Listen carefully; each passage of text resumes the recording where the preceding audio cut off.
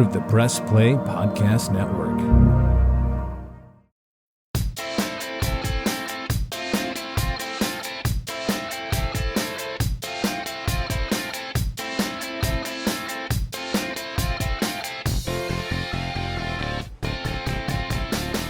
Hi, everybody, and good day, and welcome to the Sabol Brothers on the Baseline podcast. I'm one of your hosts, Scott Sabol. And I'm the other one, John Sabol. So we really have a really special day here. By the way, before I get to it, don't forget, watch us, listen to us on social media. You can check us out too on Apple and on Spotify and all your major platforms for podcasts. If you're even at work and you're on your PC, just go to Press Play Podcast. You'll find Sabol Brothers on the Baseline, and you can listen to us. And we got a whole huge library now. I don't know what episode we're up to. We've been doing this now for a couple of years, John. It's hard to believe. Yeah, this is episode 39. Can you believe 39? it? 39. Wow, I wonder what 50 is going to bring us coming down the line. So we really have a real special episode today. This is on the Dome Stadium Corporation. Now, if you're under the age of 35, you're wondering, what are you even talking about? Dome Stadium? I know we've heard about it in the news recently, but what's the Dome Stadium Corporation, and what was that? And what was that for Cleveland? If you were around in the 1980s, it was something that didn't happen. Let's just put it that way. John had said that, and we're really going to go into why that didn't happen, and we're going to also go into and talk with a couple of people who were really heavily involved with trying to get that off the ground, and how that kind of evolved into what we currently go to each and every time we go to downtown Cleveland for sporting events. And it's interesting because, the Cavs and then Indians both got two new facilities while the Browns did not.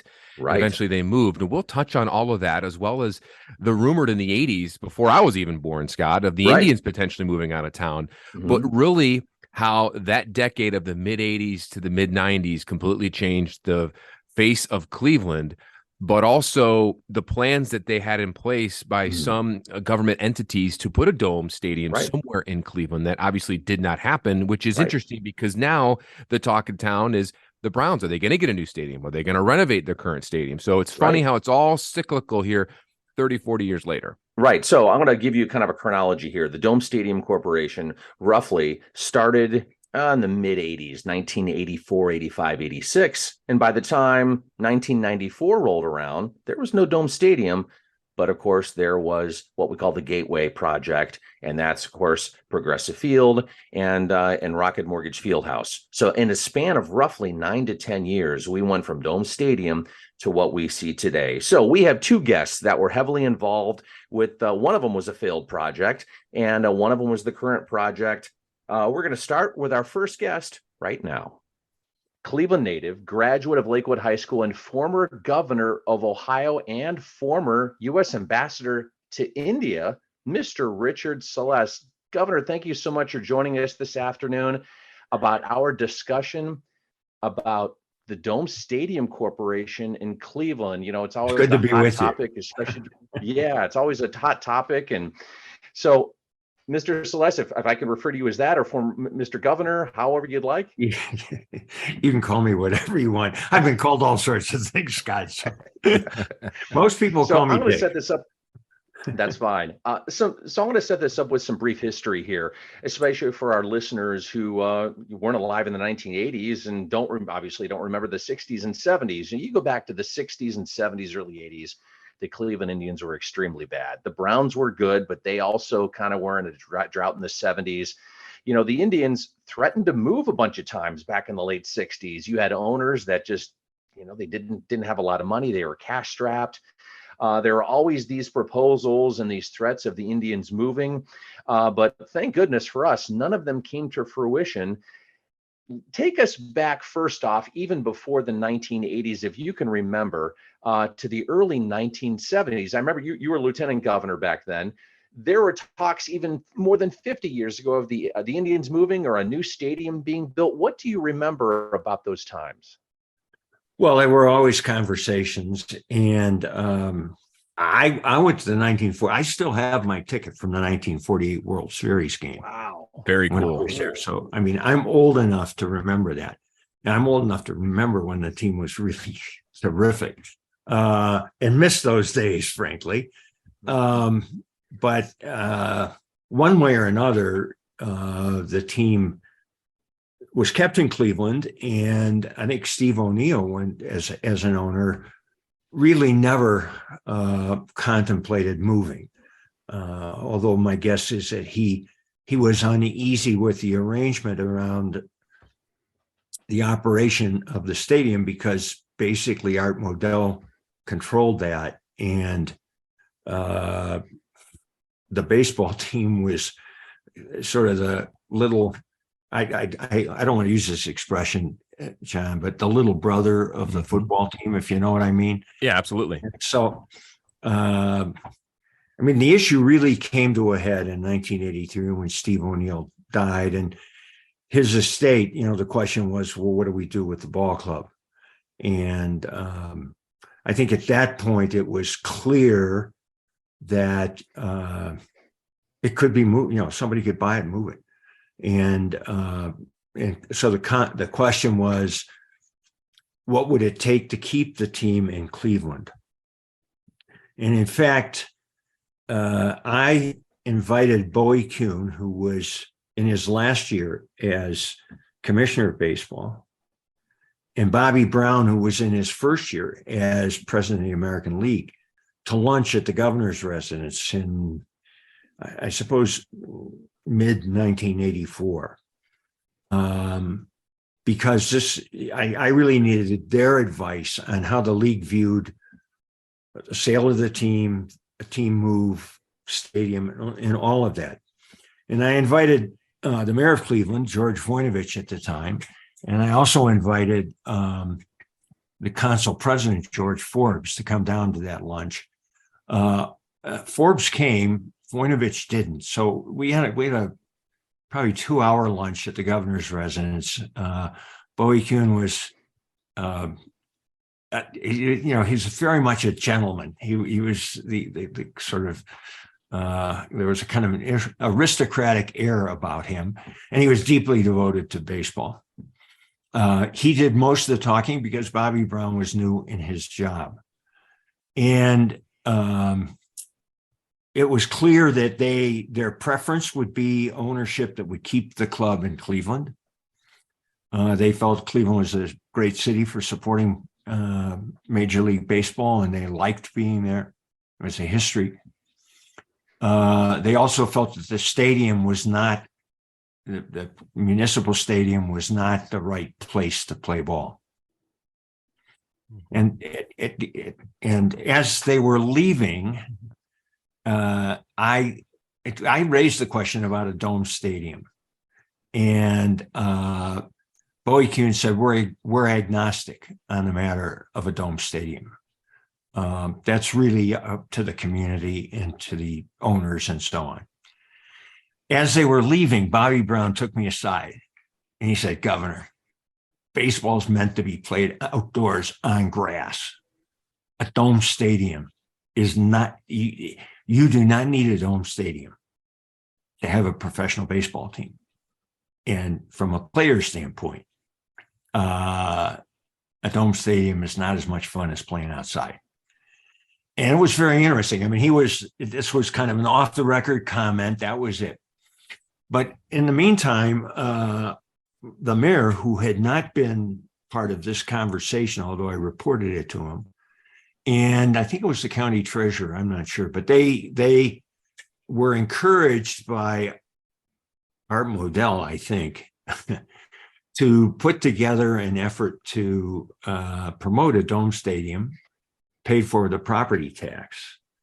And this went on the ballot for, I guess it had been on the ballot. Maybe this is what actually stimulated the conversation or was part of the conversation.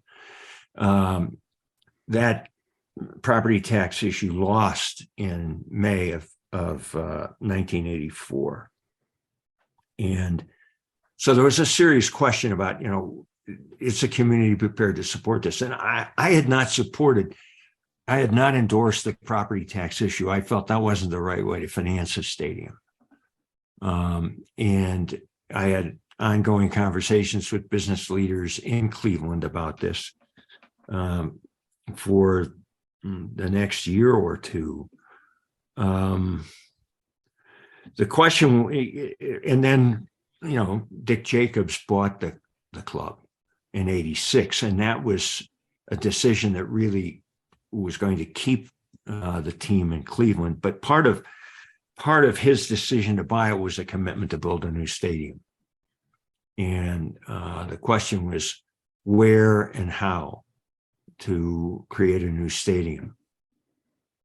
What I did to try to stimulate this and also to make sure that it happened, I asked Tom Chema, a Cleveland attorney who had come to Columbus had stayed in Cleveland initially to run the lottery commission for me, and then had come to Columbus to chair the Public Utilities Commission for me. And I asked Tom Chema to take the lead in putting together a public-private partnership in Cleveland that could create a stadium. And that's how the Gateway project was organized. Mm-hmm. And so, I think I never was a fan of a dome stadium. I have to admit that. I probably was influenced a bit by what Bobby Brown said to me after this luncheon. You then get into 1985, and that then parlays into the Dome Stadium Corporation. How did that organization come to be, and how was it different than previous dome stadium ideas and projects, to your knowledge? There was a lot of maneuvering, I guess, is the kind way to put it, between Art Modell as the owner of the Browns and as the fellow with the master lease for the Cleveland Stadium, and the potential buyer for whoever was going to buy the Indians. Because the way things were arranged, the baseball team had to give Modell's operation a chunk of their parking fees, for example, a chunk of all of the food and beverages money that they made, and they were only drawing 8,000 or 10,000 people in a stadium that seated 75,000, 80,000 on a low day, and 90,000 when you had the football doubleheader in there, right? Sure. So I'm not sure exactly whose fingerprints were on the Dome Stadium Corporation. Let me put it that way.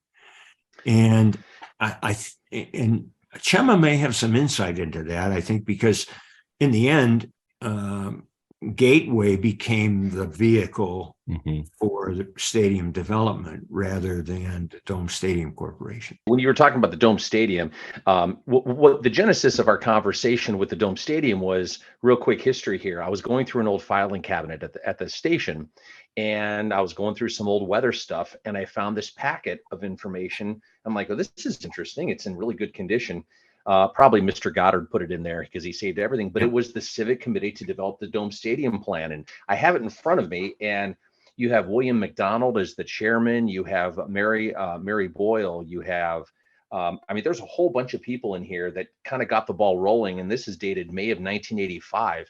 And this little packet here, they have everything. When you would look at this as a newspaper or a television reporter, you would think that in 1985, by the end of the decade, you would have some sort of stadium built. this was really well put together, maybe, all on the local level here. So I don't know. It's interesting to look back, Dick, on what could have been back in the mid 80s.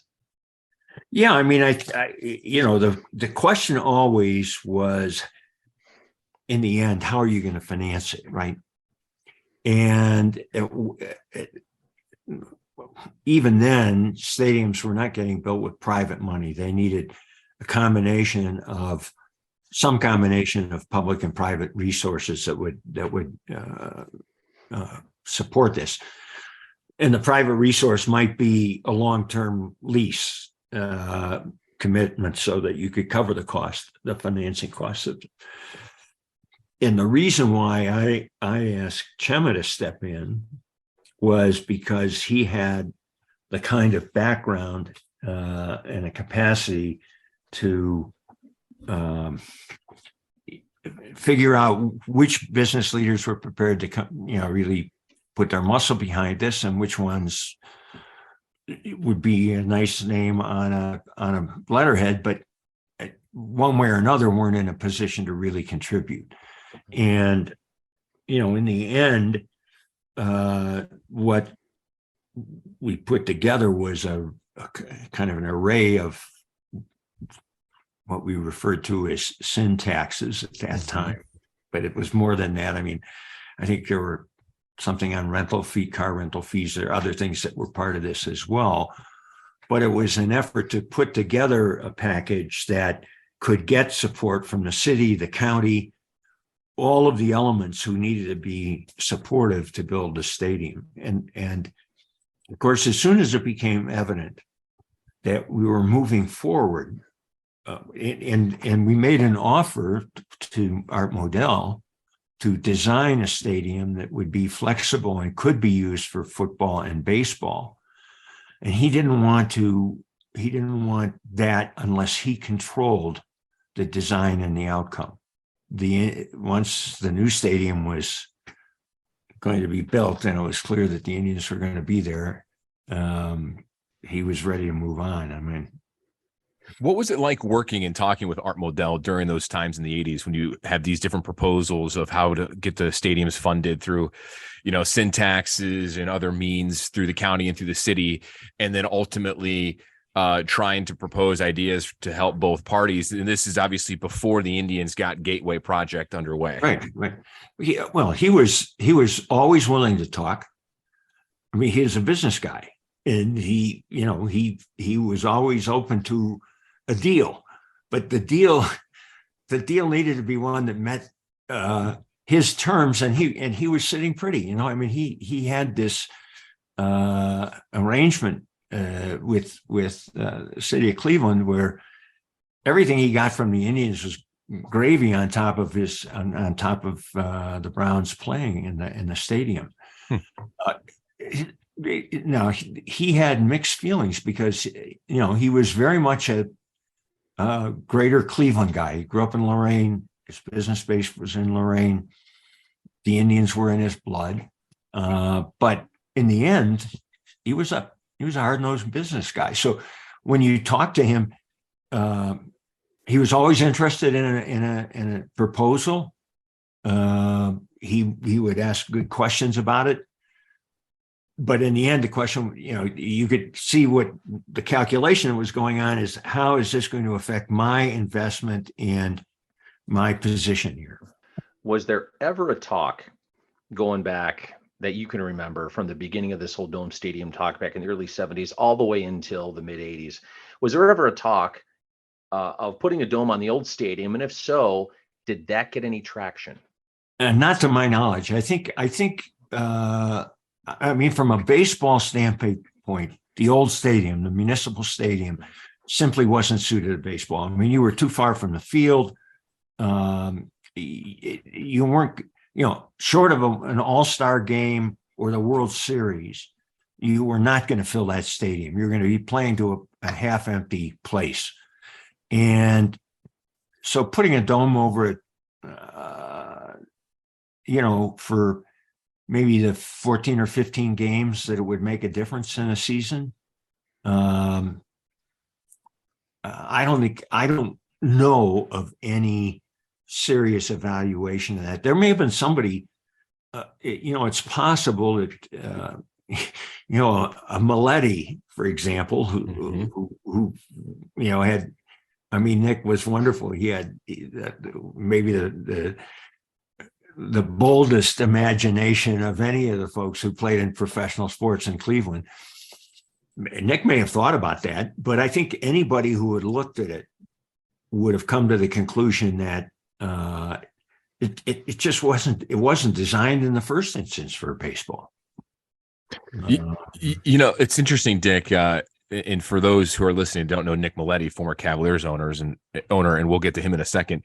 The one thing I was fascinated with when they built Municipal Stadium in the early 30s, the notion that, and it's been debunked over the time now, that they built that to attract the Olympics, which was actually not true at all. Not true. Not true.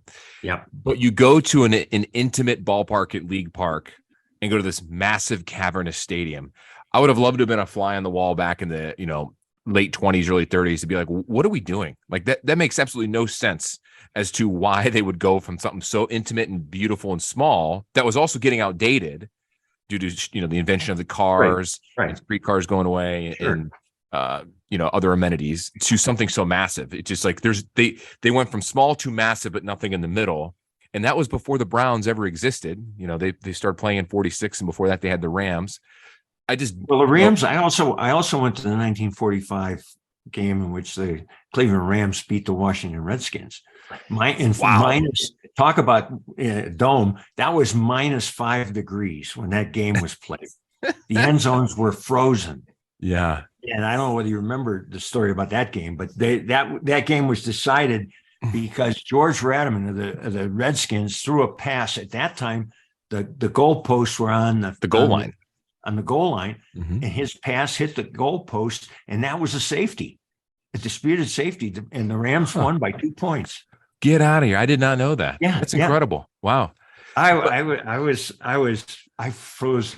I was 8 years old for that game. I mean, I give away my age, but yeah. So I don't know, but the interesting thing is, I think probably.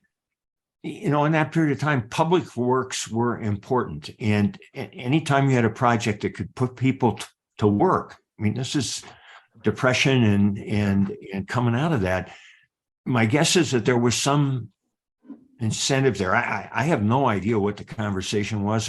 So you mentioned Dick Jacobs. Dick Jacobs buys the Indians. I think it was late 86. I think it was 85 or 86. 86.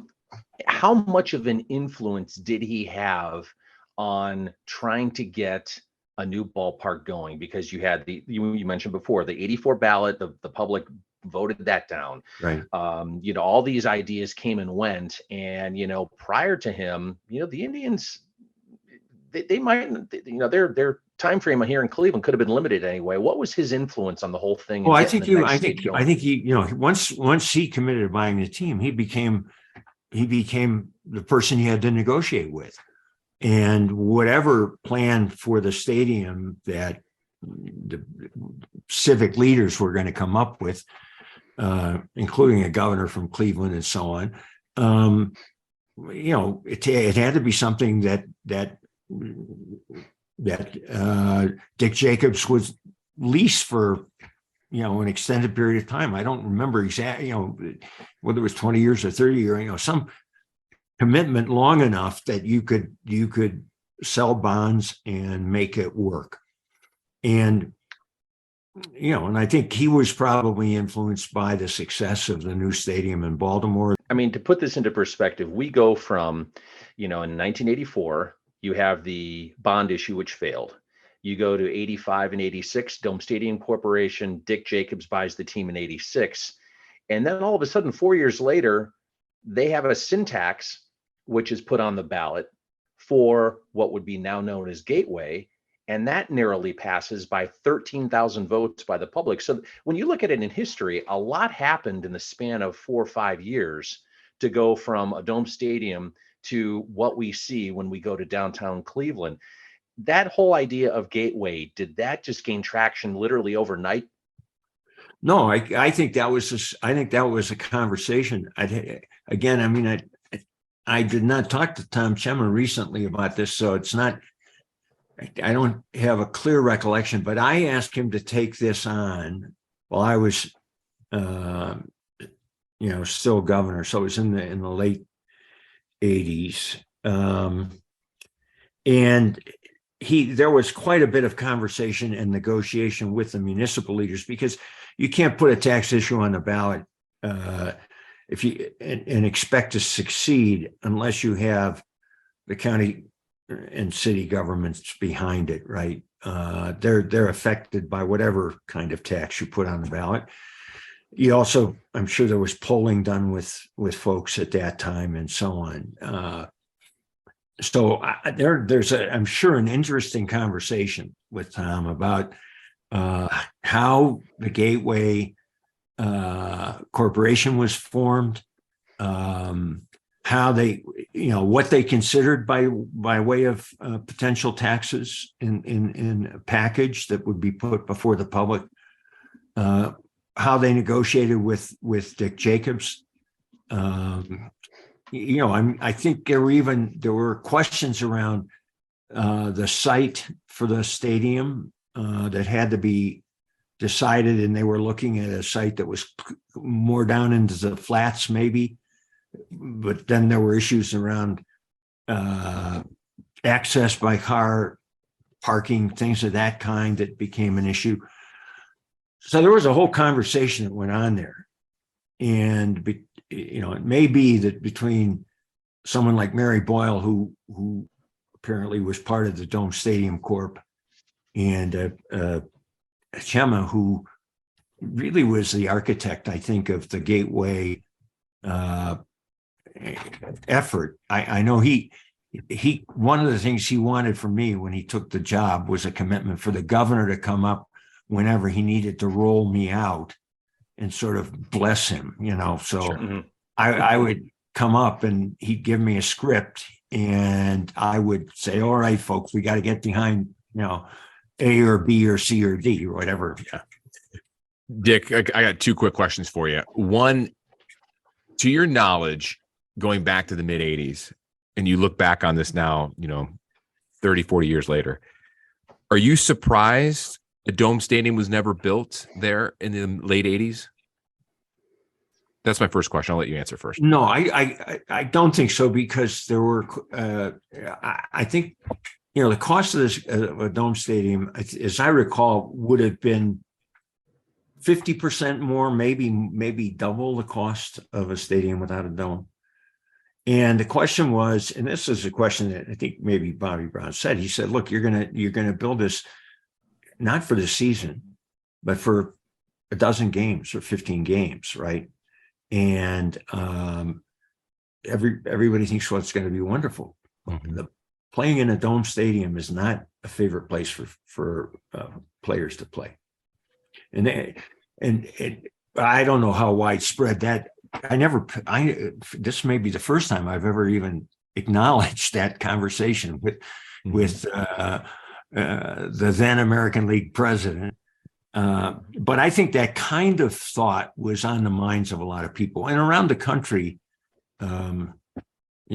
Seattle, a Dome Stadium is really important. But if you're in Pittsburgh or you're in Cleveland, come on, we're tough. We can put up with it. We can put up with it. What we know now, being that it's been almost 30 years of having Progressive Field and having the Browns back since the late 90s, and our mindset now and trying to take that mindset and take it back almost 40 years ago. We'd like to, but it just doesn't work. Yeah, no, I mean, these decisions are functions of time and place. What the local economy was doing, how strong were the business leaders, and so on, to make certain things happen.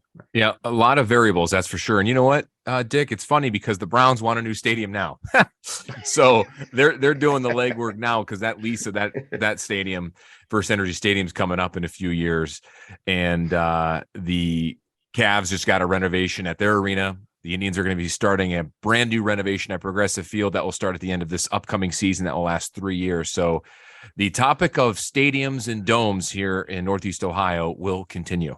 It will continue. And let me just say, especially on the lakefront. Dick Celeste, a wealth of knowledge, former governor of Ohio and a Lakewood High School alum, Cleveland native. Thank you so much for joining us here on the Sabol Brothers on the Baseline podcast. Scott and I had a great time chatting with you about a topic that we both find very fascinating. Thanks. It's a stroll down memory lane for me, and I appreciate it. Thanks, Scott. Thanks, John. I appreciate it.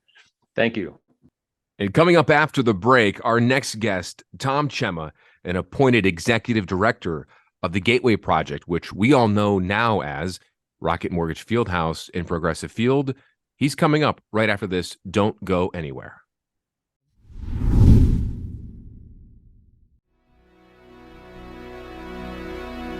Hey everybody, it's Sam Amico from Cavs on the Break NBA podcast. Be sure to give us a listen for all your Cleveland Cavaliers recaps, analysis, breakdowns, draft talk, free agency. The list goes on and on. Give us a listen, Cavs on the Break NBA podcast. What's up, everyone? Chase Smith here, host of the Chase Smith podcast, and my podcast reflects who I am. My hobbies, my interests, my passions, my curiosities, my careers, my questions, and my family. I'll spend time talking about all types of sports, movies, TV shows, trending news stories, and other cultural events, and even faith. This is who I am, and I hope I can get to know you as well. Join me on the Chase Smith podcast, and let's have some thought-provoking conversations, only on the Press Play Podcast Network.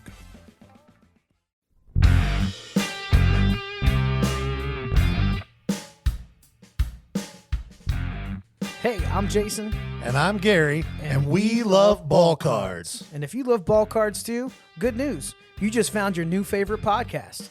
From breaks to grading. And from collecting to flipping, join us on the Ball Card Show. The sports podcast for the sports collector.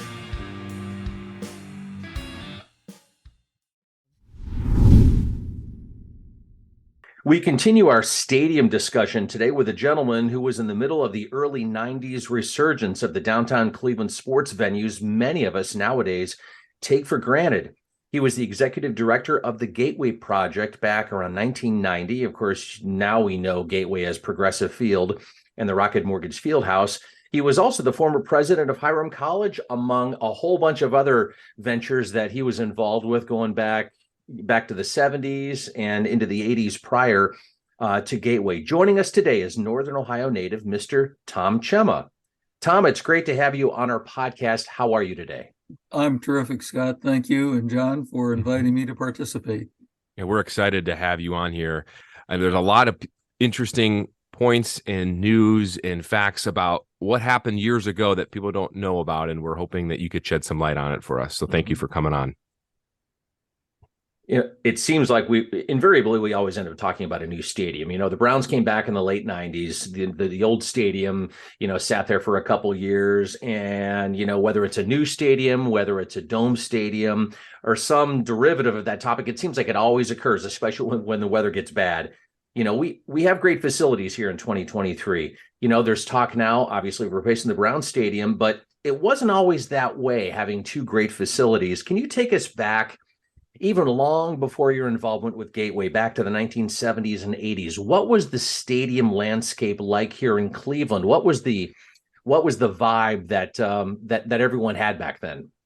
Well, it is interesting when you go back to the 70s. The 70s were sort of a pivotal time in the Perk administration. The old Cleveland Arena more or less fell apart on Euclid Avenue, and a new building was built, and the city and the owners of both the basketball team and the two hockey teams could not come to any agreement. So a decision was made to build what became the Coliseum out in Richfield. And the owner of the team at the time thought that Cleveland was going to continue to expand south and Akron would expand north, and he would be right smack in the middle. Well, that didn't exactly happen that way. And he found himself with a building out in the country. And coincidentally, the city of Cleveland wanted to get rid of its obligations for running Municipal Stadium, which was where the Browns played and the Cleveland Indians played. And so the city leased the stadium to an entity called Stadium Corporation, which was owned and controlled by Art Modell. And it was a very good deal for Mr. Modell, but a lousy deal, as it turns out, for the Cleveland Indians. The base rental, as I recall, was about $250,000 or $260,000 a year to the city. But the Browns, or Stadium Corp, turned around and leased the municipal stadium on the lakefront to the Indians for in excess of $1 million, and then a share of concessions, a share of a share of everything. The Indians thus were in a position for the next 20 years where they could not make money. I mean, it was virtually impossible for the Indians to economically do well. And that certainly showed up on the field. They weren't able to pay players. They might get some good people like Joe Carter and Andre Thornton and et cetera, but they couldn't keep them very long, and they couldn't keep a nucleus very long, even though there were obviously some very great, cool players during that era, but we didn't win. I think in a 30-year period, there were 29 losing seasons, and they lost money virtually every year. Fortunately for the Indians, in the mid-'80s, the Jacobs brothers acquired the team, and they were intent upon making a change. By this time, the Cleveland Municipal Stadium was not in very good shape. No one, whether it was the city or Stadium Corp, had put any money of any consequence into either renovating or upkeep in that building. And for those old enough to remember going there, it was an experience. Sure was. Tom, you talk about how the Indians didn't make any money during that time until the Jacobs bought them. There were rumors, and legit rumors, that there was potential where the tribe was going to move out of the state and do a different city. And there was a lot of different potential, locations lined up that were rumored around. To your knowledge, before the Jacobs bought it, how legit were those rumors, and what did you hear about that during that time? Well, prior to the mid-'80s, I don't think while there were always rumors, I don't really think there were any serious issues about the team moving, because most of the ownership were committed Cleveland people, the Ted Bondas of the world. So I don't think that was an issue. But by the time the Jacob brothers come along, those rumors are much more serious. Not that the Jacobs weren't committed to Cleveland. They obviously were, and they proved that. But it was increasingly clear that if the team was going to be in any way competitive, it needed a new venue. And so there were a lot of people, particularly in Southwest Florida, promising a new venue. And so those rumors were real, and there were pressures actually externally on the Jacobs brothers to move the team to Southwest Florida. What was your role as an executive director, and what did you do specifically during that time? In 1989, Dick Celeste was governor of Ohio, and he was in the last year or so of his administration, and he approached a small group of us. I had been in his cabinet until about a month before this happened, but he approached a small group of Clevelanders and said, "Hey, what do I do in my last year or 2 years for Cleveland?" And I claim that it was Mary Boyle. She claims that it was me. But one of the two of us, or both of us, suggested to the governor that the biggest thing he could do for Cleveland was to save the Indians. He mulled that over for a little bit and came back and asked me if I would help him put together a plan to save the Indians. And he quickly realized that he couldn't be out front in this, that his role had to be absolutely behind the scenes. So I was the front person, and I spent from roughly June of 1989 through December of 1989 very quietly trying to get support from the political space, mayors, members of council, county commissioners, state legislatures, as well as the business community and the media, for an effort to build a new stadium. It very quickly became clear to me that if we didn't build a new stadium, we were going to, in the relatively near future, lose the Indians. So I, in that summer, concocted this plan to ask the people of Cuyahoga County to impose a tax on beer, wine, cigarettes, and alcohol that would be the mainstay, the principal support financially for constructing a new facility. Our initial thinking, it didn't last very long, but the initial thinking was that this would be a multi-use building that would be for both the Browns and the Indians. But Art Modell very quickly decided that he didn't want to play. Well, that's not exactly true.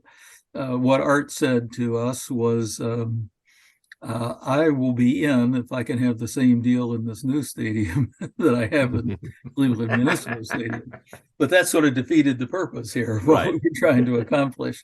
So he bowed out. And I actually think that was a great decision by Modell, because we ended up with a baseball-specific stadium, I think a true architectural icon for downtown Cleveland. And if we had tried to do, back in the early 90s, a multi-sport facility with baseball and football, we would not have nearly the iconic structure that we developed. So when he bowed out, we switched gears a bit and pursued Gordon and George Gund and tried to convince them to move the Cavs downtown. And eventually, by the spring of 1990, we had succeeded, and they agreed to participate in the project. And so the Gateway project became more than just a stadium. It was a ballpark and an arena. Mm-hmm. And I've wandered here, but your question was my role. My initial role as a volunteer was just to come up with this plan and to try to sell it to the political community. And I can go into chapter and verse about what had to happen there. But once we passed the sin tax, once the public agreed to pass that tax on beer, wine, cigarettes, and alcohol, I tried to get people to refer to that as a luxury tax, but that didn't work. The plain dealer dubbed it a sin tax, and it stuck. And so we had to deal with that politically.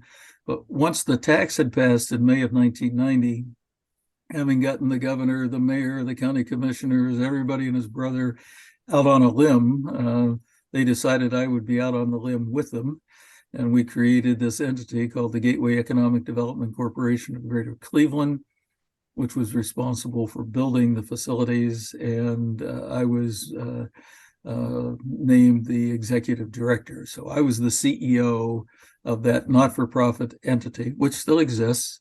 And I was responsible from soup to nuts, putting together the funding, the financing, doing the leases with the Cavs and the Indians, selling the naming rights, ultimately deciding who was throwing out the first pitch, everything. Was ultimately my responsibility. I reported to a board.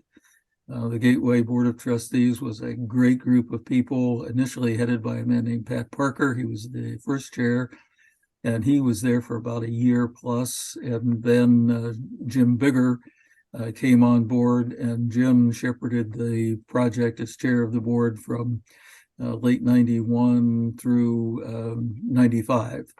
Both Pat and Jim have subsequently died, but they were terrific bosses to have, and the entire Gateway board were great people.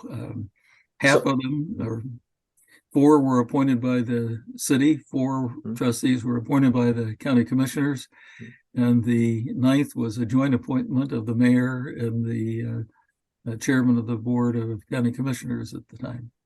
So how do you think the landscape and your approach would have been different if Art Modell wanted to play ball and he wanted to be a part of the project under your terms? I mean, I know we're doing this, this imaginary future, but let's say he was a little more less stubborn and he was willing to play ball. How would things have changed, at least initially, for you and the beginning of the Gateway project? Well, it would have added it would have been more difficult, frankly, because instead of negotiating with just the Jacobs brothers for the ballpark piece, we would have been negotiating with Modell and Jacobs for that facility. we probably would not have had the arena in place, and that would have been a real loss, in my judgment. A terrific plus from Modell saying no was that we turned to Gordon Gund and said, please come downtown. That building, which hosts a couple hundred events a year, together with the ballpark that hosts 80 plus events a year, that makes it a year-round draw for this quadrant of downtown. And it was that draw that allowed for the upsurge in housing downtown Cleveland, in nightlife, in bars, restaurants, even retail in downtown in the Gateway District. That would not have happened just with a dome stadium for football and baseball. So to follow up on that, Tom, what year did Art Modell say no? That would have been fall of 89. 89. Okay. 89. Wow. Okay.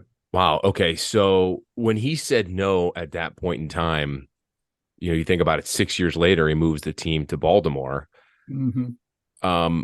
What did you think his next pivot point would have been after he said no? And then Jacob Sealed plans were in Gateway and the Gund Arena were going into effect. That 6 year period, what was he doing to try to, obviously moving the team wasn't in his vision at that point, but was he just hoping something else would have happened during that 6 year period before the inevitable? Well, he's deceased, so we can't ask him. And I don't want to suggest that I was a confidant of his, because that was not true. I was not. I was on the other side of the table from him from time to time. But I think what was going through his mind, frankly, in the early period, in the 1989-90, is he thought we would fail. He did not believe that we would be able to build the new facilities, and he would continue to have the Indians as a tenant in Municipal Stadium. I think that was his initial belief. In fact, I know that when we sold 150 suites in the new facility for the Indians, he was totally flabbergasted. He did not believe that could happen. He said this. He thought that people bought suites in Municipal Stadium for the Browns and the Indians were a throw-in. And he did not believe that he would lose any of his customers once we had this new building in place. So first, I think that he didn't think we would succeed in ever getting the buildings built. And there were a lot of people in Cleveland who shared that view at the time. Secondly, he didn't think that it was going to hurt his business any. And then after that, his thinking evolved into something else.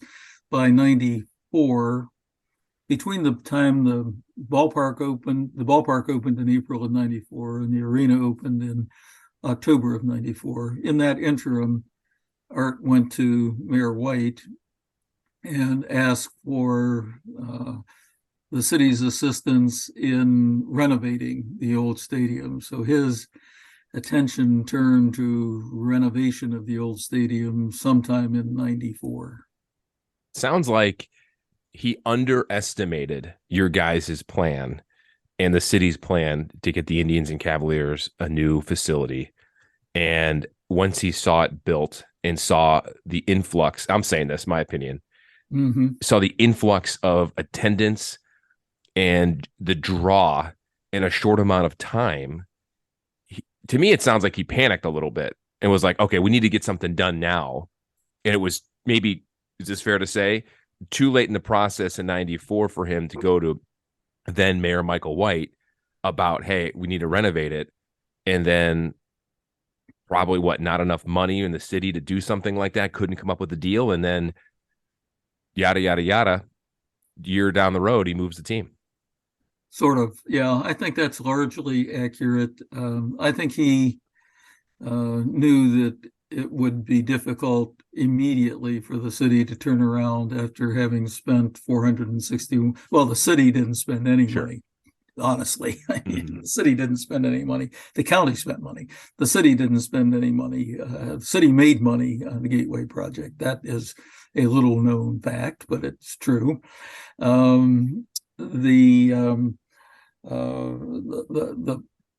I think Modell wanted to renovate the stadium, and he believed that he had a plan for renovation, and he actually engaged the same architectural team that were our architects on the ballpark portion of our project, a company called HOK, to do a plan for him that he presented to the mayor, and the mayor in turn presented to me and my team at Gateway and asked us if we would stay on board and help with that plan.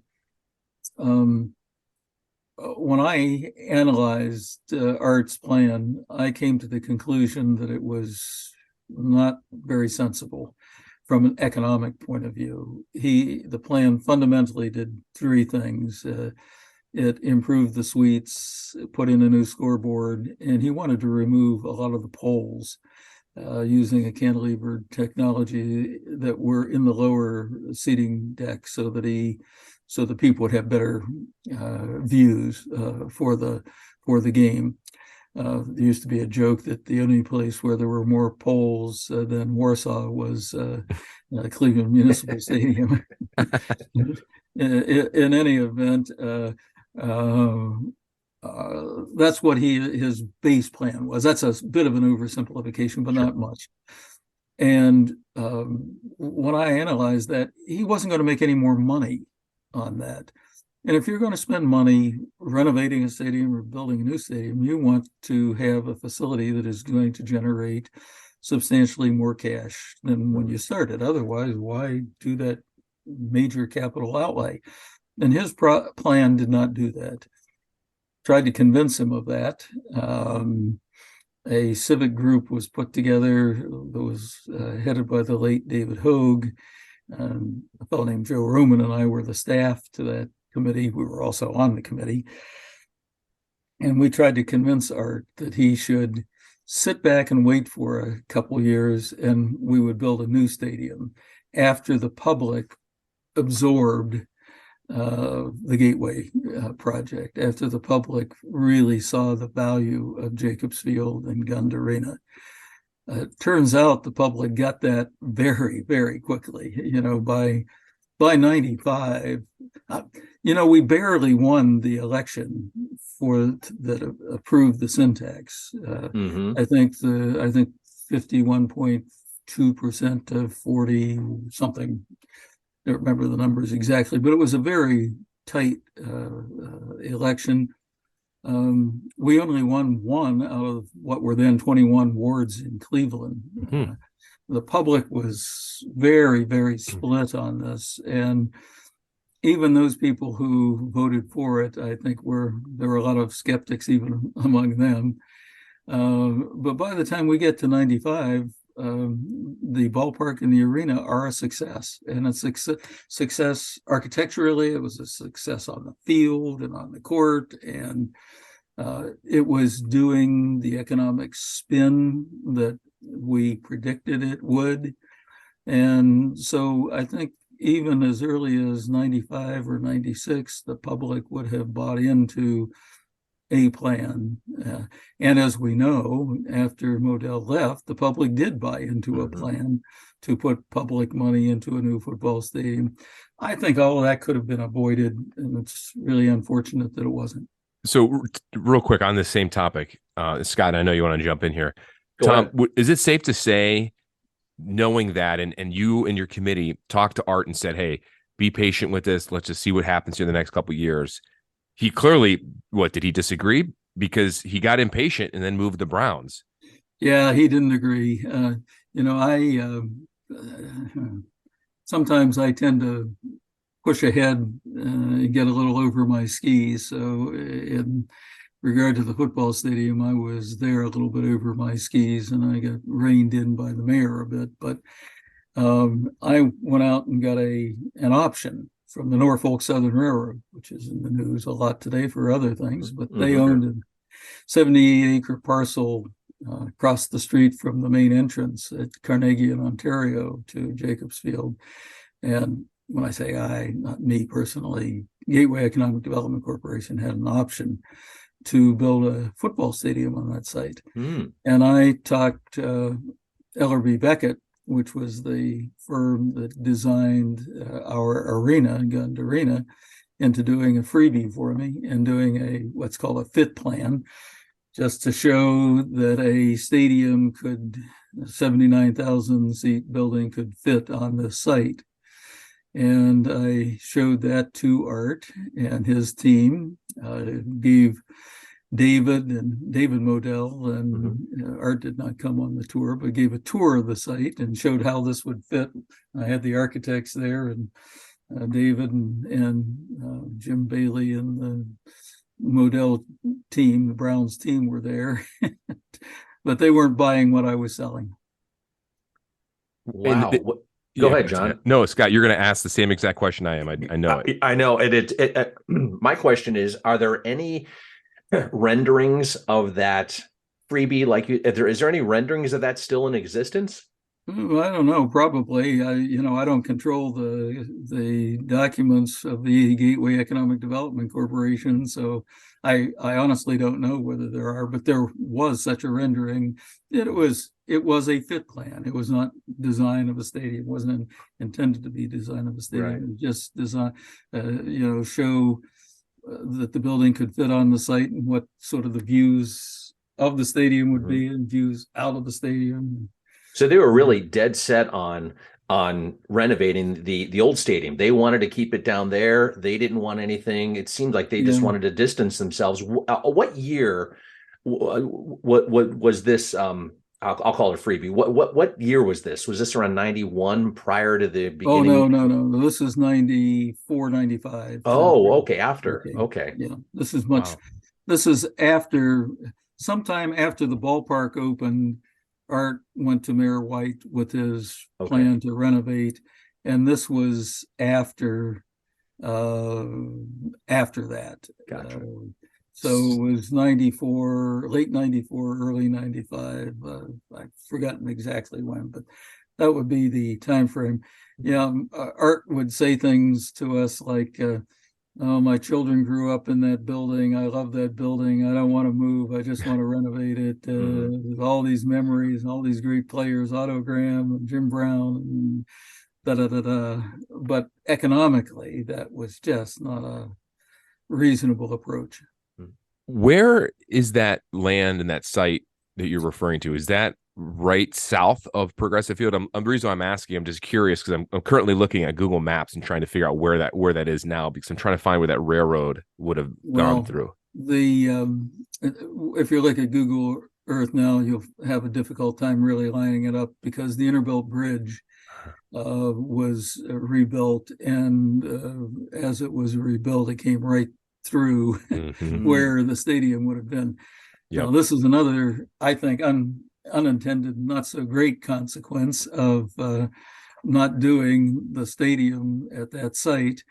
When the Interbilt Bridge had to be replaced, if we had built the stadium there, they would have rebuilt the bridge further to the south, and I think we would have had a much more attractive bridge. We have a very utilitarian bridge. I happen to like bridges, I have the Brooklyn Bridge and the Roebling Bridge, and I don't know whether you've seen, there's a bridge over the Ohio River between Steubenville and Weirton, West Virginia, that is great. There's a bridge in Toledo that is terrific. We don't have a bridge like that in Cleveland. We should have a bridge over the Cuyahoga that looks like that is iconic like that, and we don't. But if we had built the stadium the football stadium where I think we should have built the football stadium, there would have been a force to push the Interbilt Bridge to the south a bit, and there would have been an opportunity to do something way more iconic. Yeah, basically for our listeners, that is south of Progressive Field, south of Carnegie, and you're looking at probably around the streets of Ontario, the south section of East 9th near Orange Avenue, right? Yeah, and it's near the river. Yeah, think of it between Orange Avenue and the river. Yeah. At some point, we're going to have to replace Progressive Field and Quicken Loans, not for a while, not for, I hope, a long while. Those buildings were designed to be built for 50 years, and hopefully they'll last longer. The way the Indian/Guardians ownership, the Jacobs and now the Dolans have treated that building, they've done a marvelous job in maintaining the building, the structure, and putting money into, there's a lot of people get upset with the Dolans for not spending money on one thing or another, but they have done a great job of actually maintaining the structural integrity of that facility. And it's going to last for quite a long time yet. And the same thing is true with Dan Gilbert and his predecessor, Gordon Gunn, with the arena. They've done a magnificent job. So back in the mid-late 80s, you touched on this too, that, you had the Dome Stadium Corporation, you had multiple proposals to build a dome stadium. In fact, what kind of precipitated my brother and I's venture down the road of stadiums was, I have a whole bunch of information here that I actually found in a filing cabinet at the station, and their press releases in great condition. They were probably in Dick Goddard's filing cabinet because he saved everything. But it's the Civic Committee to develop the dome stadium. This was back in like 85, and press releases. I mean, it was really well done, outlining all these sites. Judging by at least the presentation, it looked like it was going to be something that was going to have some legs to it. And like we've talked about, it didn't. It fell apart. The public voted it down. Did this cast a huge shadow when you started getting involved with the Gateway project, looking back and realizing that in the last 5 years, this didn't work? Did that influence you at all in going in your direction? Absolutely. I knew that a property tax was not going to work. So that was a non-starter. I had to come up with something that was very different than the property tax. And as I mentioned before, most of the public officials were very, very wary of becoming partisan supporters of a stadium of any sort or a ballpark of any sort because of that prior experience that they had. So that did instruct us both on how we needed to try to protect the political leadership on the one hand, bring them along at the same time, and come up with a funding mechanism that was not a property tax or anything that smelled like a property tax. You've talked about taking risks, professionally, and your career is in the public utilities telecommunications arena. And now, back 30 years ago, you were involved with Gateway. Can you talk about the importance, and this is a little bit of a deviation from our topic here, but about taking risks professionally? And, here you are, years later, you're still taking risks. Can you expound upon that and how important that is? Well, that's sort of been the hallmark of my career, to be honest with you. I have just been fortunate sort of to be in the right place at the right time. I've been asked to do a variety of different things.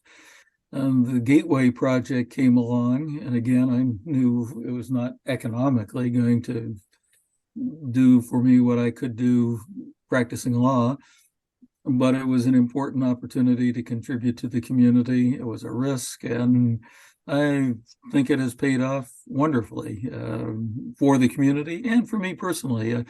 As a result of that, I can run around the country now because after I left Gateway Corporation, I started a consulting firm, and we have been involved in what are now, I think, 46-ish buildings around the country, and I can show my children and grandchildren all these buildings that I had a role in.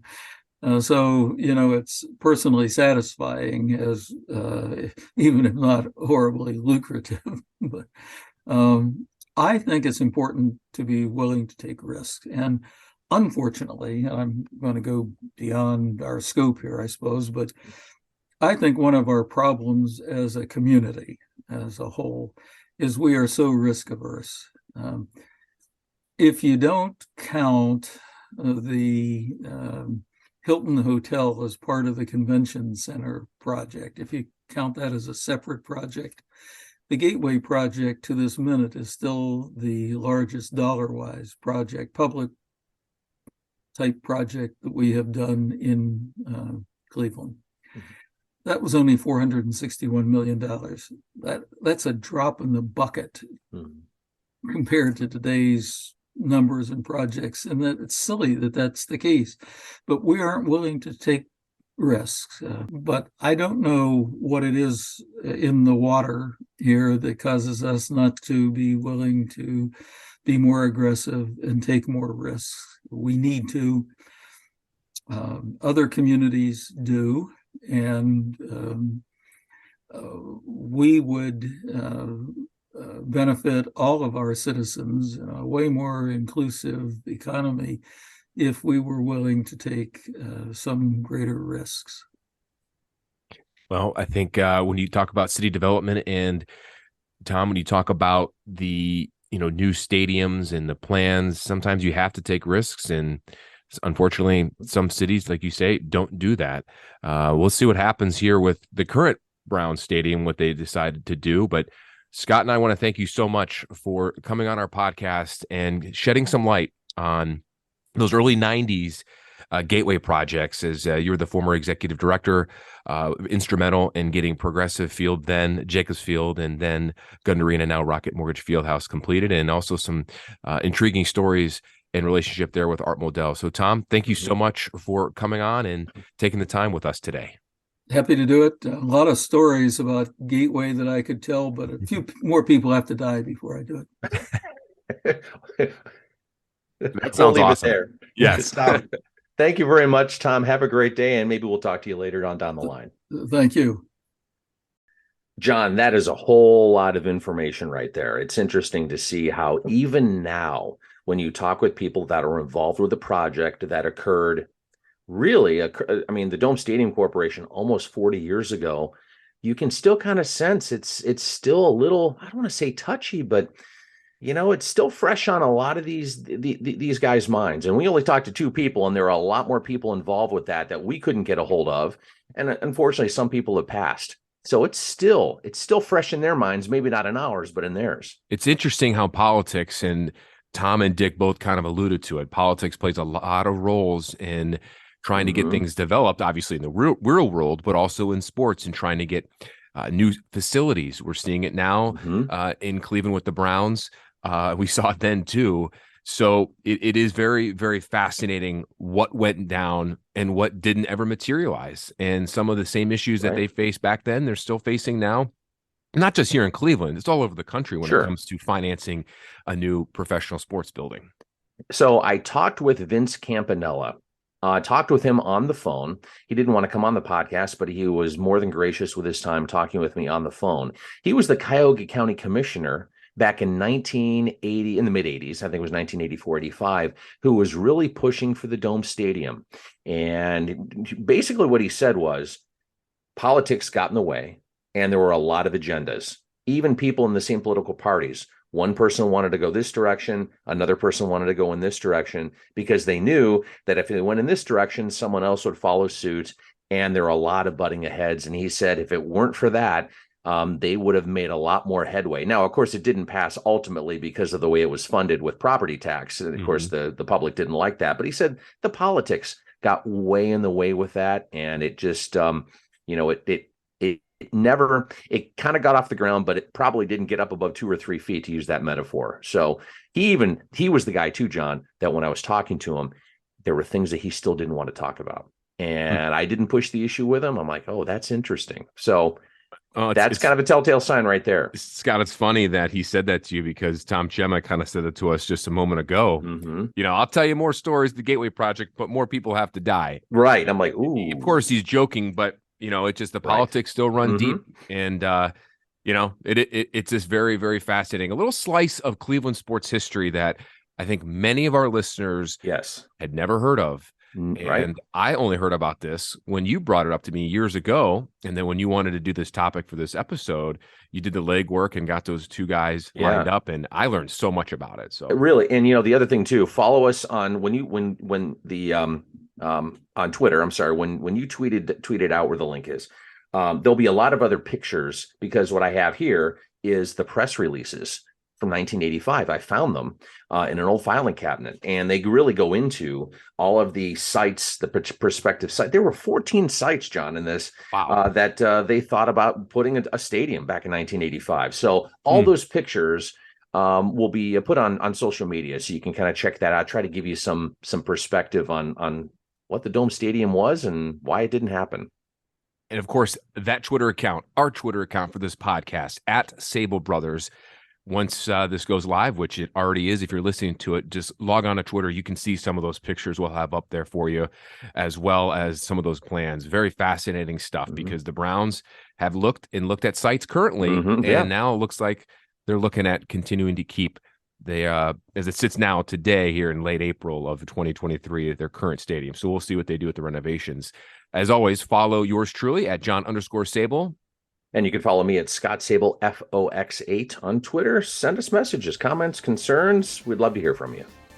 Thanks for listening, everyone, on this fun episode of Sabol Brothers on the Baseline podcast on the failed Cleveland Dome Stadium project. Hope you enjoyed it.